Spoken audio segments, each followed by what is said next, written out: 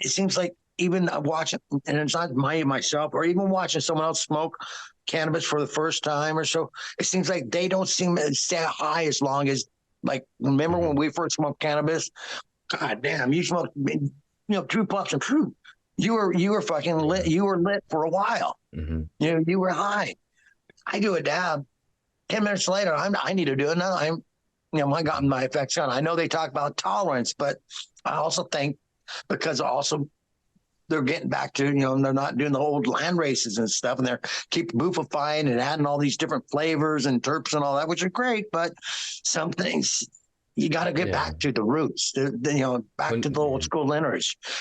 And so I think part of that is also with these big companies coming in, the highs going down, the quality of the high, the length of the high, all that stuff, I think is changing as well. It's not like it used to be back in the day when we first started smoking or when I first started smoking, I believe. And, and I think that's not just because my tolerance has changed. I mean, but what do you think?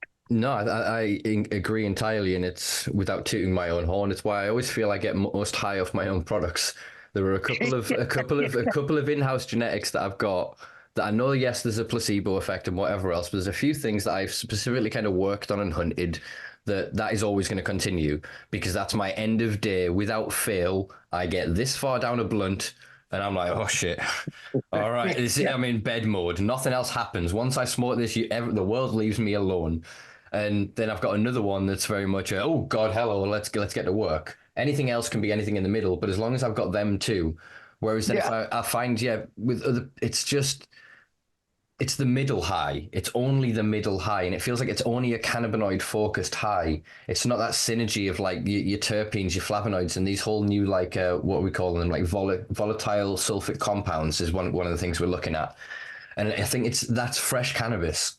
Like anyone will tell you, you obviously know with squash off and whatnot, and obviously with people doing like cold press and stuff like this, and like fresh freezing extraction and stuff. The fresher the flower, it's moreish. You start drooling because of how it's just so rich. We did a flash frozen, basically squash off in Albuquerque, New Mexico, with Kirkland Magazine, and they brought it in ice chests with dry ice and stuff. We put it right in the refrigerator. There, it did not come out until it was ready to be examined, squashed, all that. And man, the flavor from that, you could just tell the freshness of it. It was like, wow, so fresh, just flavor of it. And that's why I love doing my squash off too. I mean, some people nowadays kind of snub up, flower rosin.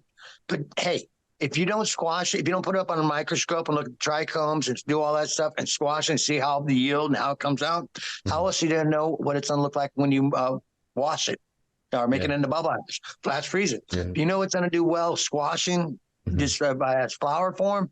If you run, make it into bubble ash, next time flash freeze it, make it into bubble ash, and then do that, you're going to get a high good quality because you've already got it scored through flower. I mean, that's my opinion.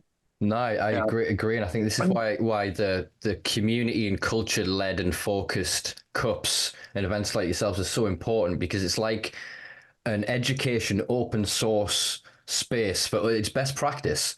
The best product wins. You don't buy the favor and whatever. If somebody goes and goes, oh, I did this, and like again, like a nerd, and I say that with love.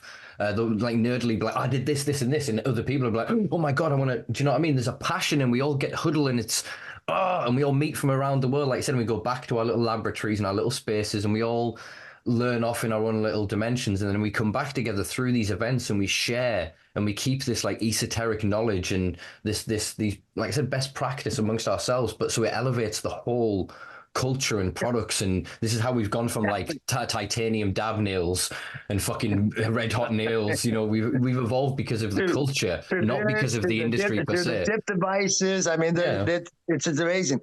No, and that's one of the reasons why I also created Squash Up, because back in the day, Soma, Ben Dronker, Eddie Leb, Jack, there's so many people sit there and I ask them questions. They honestly give me their knowledge and stuff freely. But I had to travel over there and do all that stuff. I wanted to be able to have a panel, sit there and be able to sit there and spout that knowledge to an audience right there live, where there's no, and I'll be honest with you, I came up with this idea. I approached High Times first, Matt Stain, and like, hey, let me bring some cameras into a judge's house and let me film us judging and all, and kind of ask some questions. He's like, oh, no, we can't do that, Uncle. So no.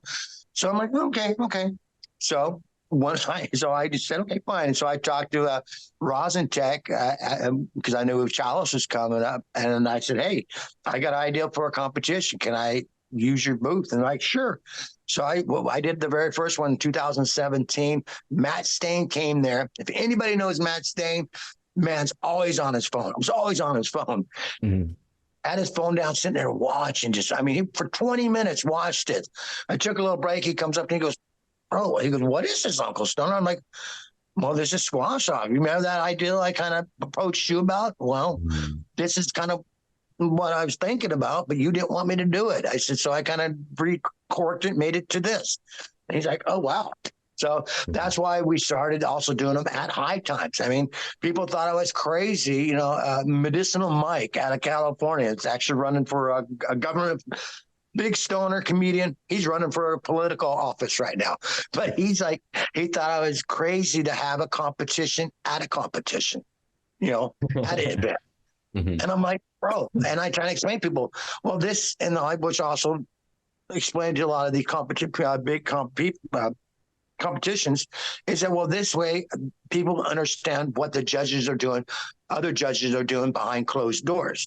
When they watch our competition and listen to our judges, they can sit there and say, oh, so that's what's being happened with this cup, the High Times Cup or the Blazers Cup or the Chalice Cup. So this is what they're doing there. So again, and that, and I love educating people because that's how I learn, on hands, by listening, looking, and everything. And so that's why I created it, where we put everything under a microscope. It is projected up there to a monitor where you hear the judges critique it. The audience member, besides me asking the judge question, any audience member can sit there, hey, I have a question for this judge. Why is why is this? Because that's what it needs to be. You need to give that knowledge freely. We need to keep learning, know how to learn how to grow this plant ourselves or extract it ourselves. Because too much now, these big companies are taking over, and the qualities and keep going down when it eventually. And so you do need to know that knowledge so you can do it yourself, I believe.